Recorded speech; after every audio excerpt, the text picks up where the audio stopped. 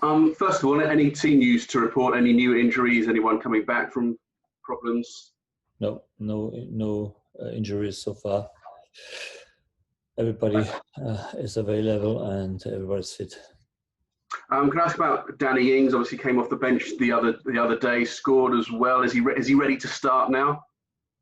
Yeah, he's further in his physical options, and definitely also an option for me that I can bring him in the starting 11. Yes. You coped without him. Southampton's form has been fantastic, even when he was out for a month. How much does it show about the team? Because everyone will point to a goal scorer who gets a lot of important goals, but you continue to win matches. How far does that show? How much does it show how far this team has come? I mean, if you rely always on one player, or if your good game is always based on one player, you have always a problem, because when he's out, you don't win any games anymore. So this can never happen, that you are a squad that is only focused on one player. Yeah? So we know what we have built up now. We know what team we are, and especially in our shape, it is very important that everybody is part of a commitment, and it must be always possible for a short term to replace him, to replace the quality he has, and that you don't feel that he is not part of the team. And I think we did it in a good way. That does not mean that we want to have him out for long. We are happy that he's back, because he definitely rises our quality. This weekend, you're going to have some fans back in the ground for the first time since early March the 7th. Over the last couple of years, the home form has been an issue for Southampton. Do you feel that when the fans come back this weekend, that's something that's been addressed? You've got a few wins under your belt at home now. Do you feel it's going to be different for the home fans coming back to St Mary's? I mean, it would be different for them because it was a long time since they have been with us. So we are happy that they are coming back, and I don't see our home form so bad, to be honest, because I mean, we had a few difficult games, yes, in the past, but in the past 4 or 5 months, we have been also winning our games at home, and even if they were coming back before, we had good home wins also. So I think it was not the problem of home and away. We generally didn't play that consistently good like we do now, and it's the reason why we are now in a much better position at the table, and we want to show them what we have learned. We want to show them how good we are, and want to give them the best possible Sunday that is possible. You played in front of a small crowd the other day. How different was that from playing in front of no fans and then also playing in front of a full stadium? Was that a different experience again for the players to try and get used to? Yeah, not only for the players, also for the referee, for the whole atmosphere. It was a completely different sport, if you want. And I think everybody could feel that there was more pressure, more stress. But this is football, and we have to get used to it again. And it's sometimes really strange how much noise 2,000 people can make. So 2,000 supporters, and yeah, for this I think we must be aware of this. But we play now at home. Now I hope that our fans make the same noise like the last away game in Brighton, because they made a good atmosphere for the home team, and then hopefully we can pay back with a good performance. Sheffield United, no wins yet this season, and only 3 wins since the restart last time. When you look at them, what do you put that down to? The fact that they started so well last season, they still managed to finish 9th, and yet we see them now really struggling at the foot of the table. Have they sort of been found out by the other teams in the Premier League? No, but the second year after promoting is always the most difficult one. In the first year, you live a lot of it with your emotions, with being new in the league, good committed, have only positive experiences in the championship, and you promote, and it's always easy to have a good first year. The second year is always more difficult. I had the same experience with RB Leipzig. The second year, we after being vice champion, we have been only in the European League spots. So it was a disadvantage, not good result for us. But you could feel that the first year is easy, from the motivation. The second year is always a little bit tougher. And so it's not such a surprise that they had a bad start, but they are still a strong side. They have been last season above us. and we have to be very careful and very, very concentrated. Do you have sympathy for a manager like Chris Wilder at the moment, who's going through this at the moment, who's probably trying to work out all manner of ways that he can change things around at the moment, but he's just not getting the results? Or do you not have time to have sympathy for other managers? Yeah, I mean, he did a fantastic job so far in this club, and I think he will also get the time to turn things around. And I think I'm sure he will try everything to find the right answers. Hopefully he find it after our game, not for this Sunday. And for us, it's about expecting the most difficult game what we can expect, and this is what we definitely do, because it's not so long ago that we have been in a similar situation, and we know how much we were fighting to come out of this. And you never have an easy game against such teams, so we must be very, very concentrated, very, very committed, and in the end we have to have our best game to win 3 points. Okay, we'll go to Sue at Premier League.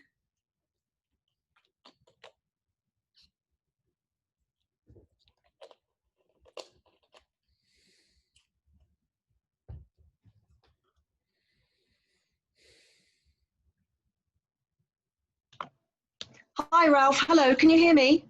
Yes, I can hear you.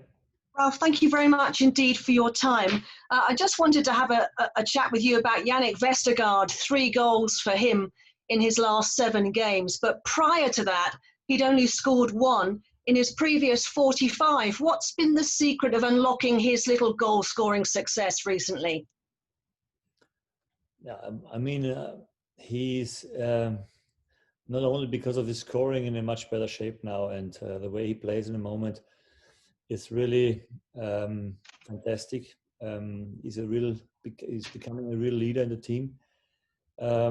I think after the lockdown and in the new season, he showed that the new way we want to play more with possession, more having the ball, definitely fits to him, and he's with the ball really calm. He has fantastic passes in the red zone, and good decision making, good game management in the moment, and the goals are more the cherry on the top. So it's fantastic to watch him developing his game, and had a good chat this week also with him about how he feels, and it's interesting that nearly every player from my team went through a time where he wasn't playing or sitting on the stands, not even part of the squad, and then come back because got the chance to show up. And everybody who shows up gets the chance to play. And when you then grab your chance with both hands, then you're in, and he's fighting hard for the team, and he's getting more and more a leader for us. When you look at where you are in the table and you get ready for this busy Christmas period, have you been surprised by what you've been able to achieve so far this season?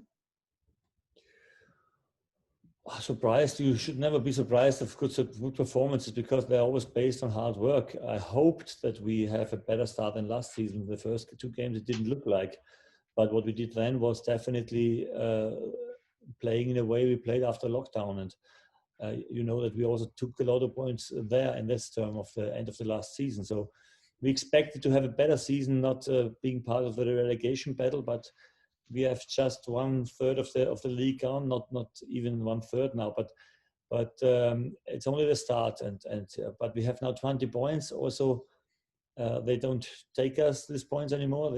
We have it on the account, and it's about us to add as soon as possible new points to the account. And I think then, we have a fantastic average now of nearly 2.0. This is a normally average for a Champions League spot, but we know where we're coming from. We know what we have to do, but we know also that on a good day we can definitely play a very good game against every opponent. And we have now 3 tough games next week, and the first is Sheffield, and we must be 100% fit and committed for this game.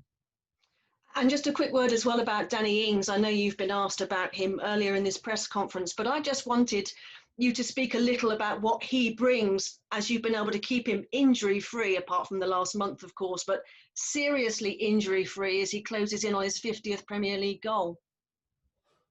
Yeah, I mean, everybody knows him, how he plays, and it's not a coincidence that he he scores the most goals from our side because he's always there where he can score. He's always in front of the goal. He knows always where he can get something, and his finish is fantastic. He's clinical when he has a chance, and I mean, we try to bring him in this position. When he's there, he must help us with scoring. This is the relationship. That's great. Thank you very much indeed, Ralph. Thank you. Okay, we'll go to Adam Blackmore at Radio Solent. Ralph, good afternoon. Good afternoon. Ralph, what's your message to the home fans that get to watch you when they come back? Because, you know, it was mentioned earlier about home form and so on, but they're coming back to a better team, and you know, things won't always go right on the pitch, especially in a match where maybe you're expected to win because of Sheffield United's placing. So what's your message to the supporters about them getting behind the side, whatever happens? Yeah, the message is an easy one. The first is we are very happy that you are back. We hope you're getting more and more in the future.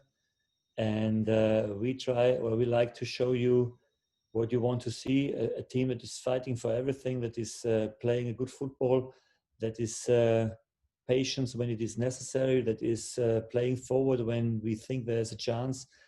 But with a good game management, that means that we also keep the balls in some moments. And I think if the supporters in the way they can do it with being positive, then I think we have unbelievable power to win games at home, and this is what I hope. We tried to develop our game. I think we did, and now we want to show it. And without putting too much pressure on us, we know that we can do this. We know about our automatism we have, but we know also about the difficulty of every Premier League game. So we must be careful. And but I think the team is on a good way. Is this? I mean, you've got Sunday, Wednesday, Saturday. You're going to do the same over Christmas. So 2 parts to this question. Is it madness to have midweek matches just before the Christmas games? And how big a week is this for you as a club? We are not scared of the midweek games. So 3 games a week is not a problem for our players. So you can imagine, you can remember that we didn't rotate so much last Christmas. We didn't have to because the players are so fit and they can really invest a lot. There were some discussions about the intensity of our game, but in the last game I saw us in the end always being fitter than the opponent. So this is not the key. Against big teams, if you lose in the end a few points, this is normal because they have so much quality and you cannot defend 90 minutes everything. So this can always happen. That had nothing to do with the intensity of the game. But we are prepared for this intense time, and I think the players like it to play 3 times a week. They definitely enjoy playing more than maybe training sometimes. So everything is okay. And just finally, on Sheffield United, history is against them in the Premier League with the start they've made. So they're going to be a point soon where they're going into matches with nothing to lose. I mean, nobody expects them to win and stay up now. Does that make them more dangerous? Because actually their mission is quite a simple one. Yeah, but I very often spoke about the position at the table is not really a signal for how strong the opponent is. Who thinks it's that easy? I mean, we last season, I remember then we went to Chelsea. We were, I think, 17th in the table and we won there. So it's not about being in the table. It's about what you bring on the pitch in the moment, what you achieve for opportunities for scoring and defending. And I know that this team is always good organized. They are not conceded. They have not conceded so many goals in the past. So I think it would be a very tough game for us. And for us, every Premier League game we need to give everything. And when we do this, we have a chance. Thanks for your time. Good luck Sunday. Thank you. Thanks, Adam. We'll go to Jim at PA. Hi, Ralph. How are you? Hi. Hi. Thank you. Ralph, how do you manage expectation now? Because as guys have said, you're going into this game against a team bottom of the table and everyone expects Southampton to win. How do you manage that and make sure everyone's focused? No, I think the first impression of maybe high expectations was I had last Monday because we played against Brighton after Man United. And to be honest, after the game, the questions were a little bit about, I didn't play our best game, but took 3 points. When you look at the game once again, and I did definitely, and I made a debrief that was maybe the longest one since this or in this season, and that means you have to show a lot of very good things. And it was a fantastic game we played there. We turned the table against a very strong side, very good organized, and gave a lot of chances away. And before the game, everybody said, "Yeah, Brighton, they're not so bad." And then after the game, when you win, it's only Brighton. So it's not only Brighton. It's definitely a strong side, and you must always pay attention about how you discuss opponents. And if it's not the big or top 6 club, it's every time it's not so difficult now. That's absolutely not right. And I told my players that we did a fantastic job there. It's not easy to win there. They have only lost against Tottenham in 7 games before, and we go there and we turn the table and win that 2-1. So it was a fantastic performance from our side. And the same job we have done there with the same intensity, especially against the ball, with defending everything with everything we have, exactly the same job we have to do in the next weekend. And then you will hear again, I can't against only Sheffield. No, it's not only Sheffield. It's a team that is definitely fighting for everything. And to win against such a team is always a tough game, but a tough challenge for us. And you will see how focused we are. You will see how concentrated we are. And you will see that we only need the 3 points on the weekend as a focus to give our best. And this is what we want to do.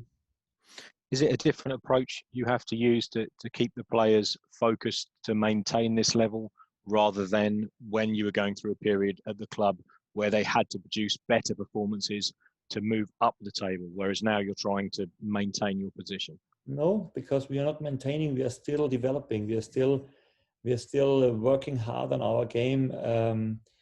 It's interesting to listen to the players talking about tactic, talking about solutions with the ball. When we train, after the training, you see them discussing, and this is definitely what I like to see, that they are taking part of every session and really thinking about what we try to learn new. And this is I think a fantastic atmosphere to get better. And if you want only to hold what you have, it's not enough. You must develop. You must extend your qualities, and this is what we try. Just finally, we're coming to the end of the year, and soon the transfer window will be open again. I guess it's almost a double-edged sword for Southampton, because you're now playing so well. People might start to look at Southampton and think, okay, well, yeah, there's a couple of players in there who potentially we could add to our squad. Is that a difficult balance? Almost the more success you are, you put your players into the shop window. At first, it seems rapid that the next transfer window comes. It seems like yesterday that I spoke about the last one. Yes, but it was a little bit later, the closing of the transfer window.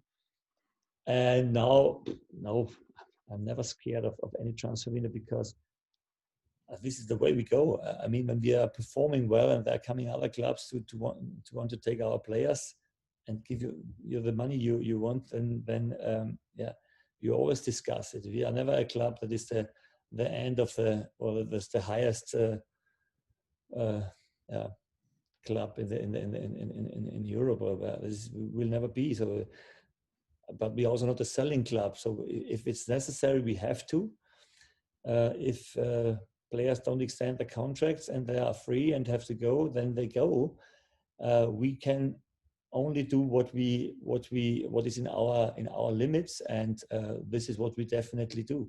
And so for this, I'm not scared. When you play well, it's fantastic for everybody. If one makes an earlier step to a higher level because they want him, then I can live with this, no problem. They're waiting other players out to step in to play in this team. We have shown in the past that we can lose captains or other players, strikers, whatever, and still getting better. And this must be in the future the same. Thank you very much. Good luck on Sunday. Thank you. Okay, can we talk about set pieces then to kick things off? You've got maybe the best free kick taker in the world right now. And we've all seen how impressive his direct and indirect free kicks have been. You face the Sheffield United team now who have struggled, to say the least, with defending set pieces. Is there anything you can do on Sunday to help you capitalise on that? Or do you see that as more something that you must take advantage of if it happens, or will you maybe change the way you approach the game to maybe win more free kicks here or there? Or no, we don't change the game in case of winning more free kicks. That would mean that we go down for another foul. So this is not our way or our style of playing football. It's one part of our 5 phases, if you want, and important part. We have not only for this an own coach for this topic of the game. Dave does nothing else than concentrating on offensive and defensive set pieces. And I think it's, meanwhile, in modern football, such an important part of the game that you have to have one who is taking care of it, because it is a massive work to do during the week. When I was coming here, he was a goalkeeper coach and set pieces coach, and I was not happy about our performance because I thought it's not possible to do both jobs. So when I see now Andrew and Dave doing these 2 jobs, this is absolutely necessary because it's so much work to do, and therefore I think in the moment the performance tells us that it was the right decision to split it and to give more attention on the set piece. And I'm very happy that I have somebody who is really teaching it well, training well with the guys. We have with Browse a fantastic player who can really kick the free kicks perfect, and this is a good fundament, I think. Brilliant. Finally from me, after we spoke to you last week, we saw your interview with Sky Sports speaking a lot about Danny Ings and his current situation. Forgive me if I'm wrong here, but you seem quite confident in some of the things you said there that he would sign. Are you confident that that deal can be done? And if you are, what is it that makes you so confident? Is it the club, it seems a good place for him to be right now, or is it maybe something he said to you or an impression he's given you? In my opinion, definitely. I mean, he was coming from a bigger club. He knows what he has now here, and I think I see every training session how much he enjoys playing here. But he also sees that there are now more and more players committing to our way, signing new contracts. As I said, who wants to be part of this is invited to come. I think the offer we made him is a fantastic one, and in my opinion, we showed him that how much we want him to stay here, and the rest is on him to decide it. And if it's not, as I said, he has to take the responsibility for it. And we have to live with both. It's never the way that we are addicted to one player only, and we must always have a squad that can replace everybody. And this is why we have a good core now with extending contracts. We have a few players they are negotiating with and we are building the future in the moment. And who likes to come with us is heartily invited. Okay, we'll go to Ben Stanfield.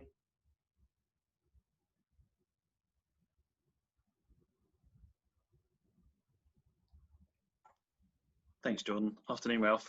Hello. You've been talking a bit over the last few weeks, Ralph, about the positive steps forward that the players and the club are making. The win down at Brighton was only the second time since you've been manager that we've come from behind on the road to win, having won at Leicester back in January. I just wonder, maybe we weren't at our free-flowing best on Monday night. So how important was it for the character and the belief of the players to play like that but still come away with a win? Yeah, it was very important for us, definitely. Especially after the a little bit unlucky lose against Man United. It was important to find immediately back in a winning track. And this is always important in the next game. And we knew how difficult it is to go there. I mean, a team that draws at home against Liverpool, and so they have quality there, as I said. And it's I think that you can see and you can feel the belief of this team, and also the way we play in a moment is very structured, and I have never the feeling that we had more the problem we had with the pitch. It was a little bit slippery, and that's the reason why we haven't played that clinical sometimes. I think decision making was still okay when I watched the game afterwards. I think it was a definitely good game. And the quality we have now, this is what you can feel. But it doesn't mean that you bring it always on the pitch. It's important that you bring the quality on the pitch. And if you do this, then you have, I think, a good chance to be always a strong side and a good opponent. You mentioned earlier, we've obviously got 20 points from 11 games now. I just wondered how often you assess the targets for the season, whether that's short, medium and long term, and whether you've kind of changed those targets now compared to the start of the season based on where we are in the position that we find ourselves. I have in generally tried not to speak too often about the position at the end of the season, the table, because it's a little bit difficult. It's too far away. You cannot focus on a position at the end of the table. You must more focus on things you can change every day. This is a way of setting targets that I always liked to do, and I was always driving well with this. And so it's. I think the message from my side is that I never want to see someone leaning back and being happy about being in what position ever. When you are second, you can also not be happy because you want to be the best team. Yeah? So climb as high as possible, win as much games as possible, play as good as possible, invest as much as possible, and then you get automatically what you deserve to get. And I think in the last game, we had a penalty to win the game in the end of the game. Yeah, what was a tough decision, a close decision, but maybe we deserve to win because we invested so much in this game, and we had a little bit better chances, I think, and invested massive, especially against the ball. And sometimes then you deserve more than you maybe think you get. Okay, we'll go to Isabel at the Sun. Hi Ralph, thanks so much for your time. Those were all very interesting questions. I feel like mine's a bit more random now. So the level is higher, no problem. Yeah, strap yourself can jump in. over it. You love your music, and your piano tastes are quite eclectic. I read that music's brought you quite a lot of emotional moments. You know, Southampton sitting 5th in the table, has that affected your musical choices on the piano when you get after a game or something like that? So that's definitely a level of the question I must discuss with you. Huh? So, to be honest, I haven't played so many times now in the last 2-3 days. The last time I played was before the Brighton game in the hotel. So, no. What did you play? I don't know. It was, I think, Careless Whisper from George Michael. If when your team wins, do you play something a bit more upbeat like Queen? Then I watch my game. Then I don't want to play the piano. It's more about the stress going away before a game. It's nicer. Then you forget a little bit about the game, and then you calm down a little bit. It's better. After the game, you are so excited about the game, and then you want to watch it and you look at it and prepare the meeting, and the other players are the hopefully right things. I have no time to play that. Yeah, for sure. And amid the sort of the Rainbow Laces campaign, I was just wondering, in your view as head coach of Southampton, what is it that maybe men's football can do to continue to create a bit more of an inclusive culture, so that maybe players will feel more comfortable coming out if they do in the future? The Rainbow Laces campaign. Yeah. Equality campaign. Mm-hmm. I mean, it's in our club. It's so that we have a lot of we try to be very open-minded for everything, yeah, and that means that my players in general are open-minded for everything, and I think this is a way of working with the people here that is against all separation of everybody, yeah. So I always try to be very, very similar to everybody who is working with me, and this is the way I teach my players to do the same. And I think this is how everybody should handle it. I think Jürgen Klopp said a very good message. The world should be a dressing room, because there is no space for any racism or anything else. And I think that fits very good to this topic. Yeah, thank you so much for your time. Okay, we'll go to Tom Crocker at the Echo.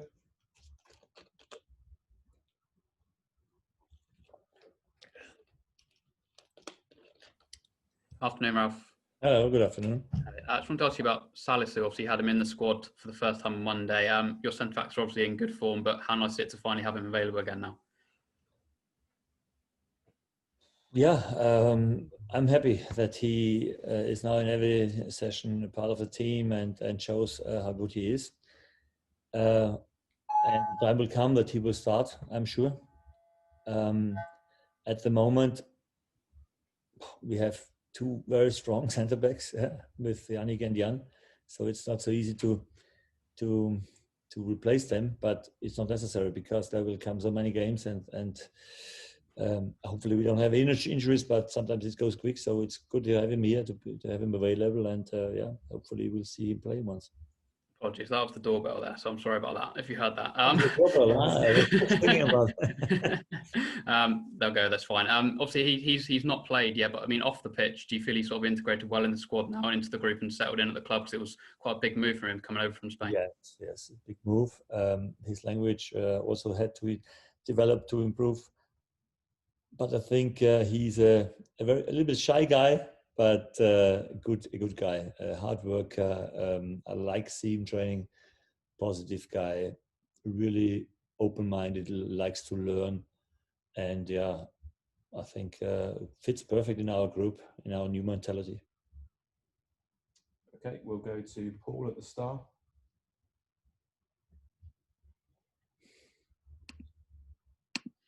Hi, Ralph. Hello. I was interested in what you said about Sheffield United. I wonder if you saw any similarities between them and their struggles and what you went through not so long ago, and whether you could relate to that. And also, statistically, their start is so bad that it's rare that a team would survive after that. Do you think they can stay up this season? Yeah. As we have been in a similar situation last season, I took the stats that were fitting to me. Yeah? So this is always a good idea, I think. But yeah, it's on us to let them don't let them start now on the weekend with winning. Yeah? So it's a strong side, and yes, there are maybe some similars, but I think. Yeah, as I said before, the second year is always tough, and there's still a long way to go. I mean, all the starts are nice, but they have shown last season that they can be a very strong side. And as I said, we will prepare for the best possible Sheffield side that we can expect. And I think this is always always the best way to find in such a game, because it would be a tough one for us. Did you just have to block out all of those bad stats you were hearing during that run? Is that what Sheffield United need to do? Because sometimes that the negativity can spiral, can't it, if you look too much at that? So the message from my team will be definitely that we have a very tough game on the weekend, and I think everybody will agree immediately because they know me, and when I say something, then they exactly know what it's about. It's a Premier League game, and a Premier League game for a side that is now in a very good position, but against a side that has struggled a little bit in the beginning, but has shown last season that they can really play much better. And so we played them after the lockdown at home. It was long, 1-0. They had a chance for a second goal, and then we draw the table and won 3-1. So we turned the table. So and yeah, it would be a result that I would take definitely. The game was also good, but it would be difficult. Okay, we'll go to Tom Hopkinson. Thanks, John. Hello, Ralph, and thanks for your time. I wanted to ask you about Alex McCarthy, if I can, and how happy you are with his contribution and how close you think he perhaps is to rejoining Danny and James in the England squad. So for the second question, I'm not the right person to speak to, I think. I don't have to decide it. But if he's a topic for Southgate, then it's fantastic, because I think he was far away from being part of it. He wasn't even playing last season or every game. So the development of him is leaned on to the general development of this club, to be honest. This fantastic job they did with Andrew, with the goalkeeper coach. Also Fraser Foster, who was coming in the summer, had developed his game massively so far, especially the game with the ball. You know that we are now building up more and playing more passes and playing higher as a goalkeeper, and he had to learn this. And in the beginning, I think he had a little problems, but now it's getting better and better. And now it's amazing how quick they learn it. And good praise, high praise for my goalkeeper coach. He's doing a fantastic job in the moment. And just going back to the transfer market, have you noticed, given the start you've made to the season, that perhaps you're getting even more players now talking, or agents talking, that their players would like to come and join you in January, rather than worrying about the other side and losing players? If you wouldn't ask me now about a transfer, I could tell you, yes, I can see that there are more and more messages on my smartphone about, do I want this or this or this player? As I said, we have a good balanced squad. We had done the right things in the summer. We have alternatives on every position. So it's not definitely necessary to do immediately something. If we do something, then it is definitely like Kyle Walker-Peters last winter, an investment for the future, that we can give him the chance to spend a few months with us before really being an option for the starting 11. And I think we did it well with Kyle, and this can be an opportunity for the winter. Thanks for your time, Ralph. Thank you. Thanks, Tom. We'll go to Tom Frankie. Good afternoon, Ralph. Hello. Hi, lovely to see you, and I look forward to hopefully hearing you play the piano one day. That sounds incredible. Forget it. It will not happen. I was very interested last season after the restart, Ralph. You spoke a lot about the running statistics after games, and I remember after the Arsenal game, which was perhaps the one disappointing performance in such a good run, you said a key factor was that the running statistics were not so good that game. Apologies if you've already spoken about this recently. I'm afraid I haven't heard all the latest conferences, but how do your running statistics look this season so far, can I ask? Are you outrunning most of the opponents?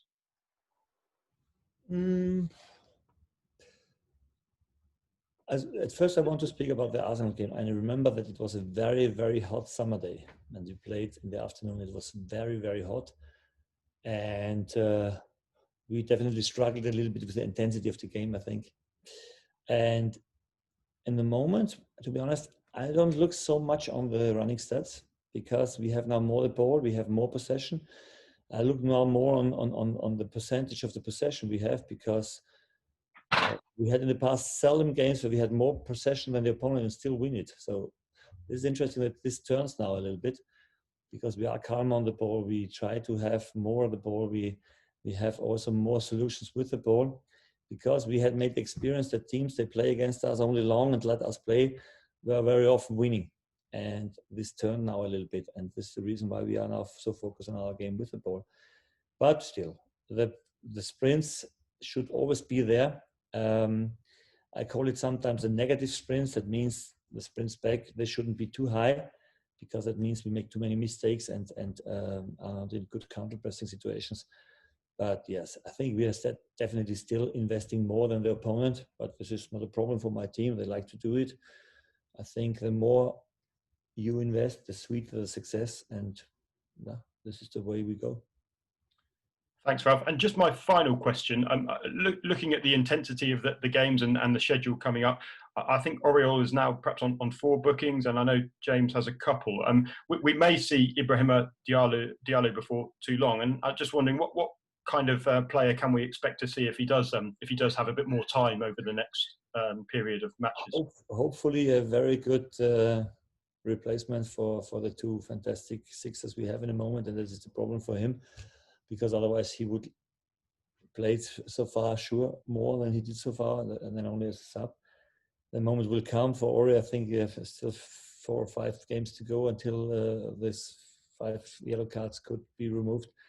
So the time will come, but I'm not scared when he's. I'm really looking forward to see him playing, and he shows in every session that he is a good transfer, good signing.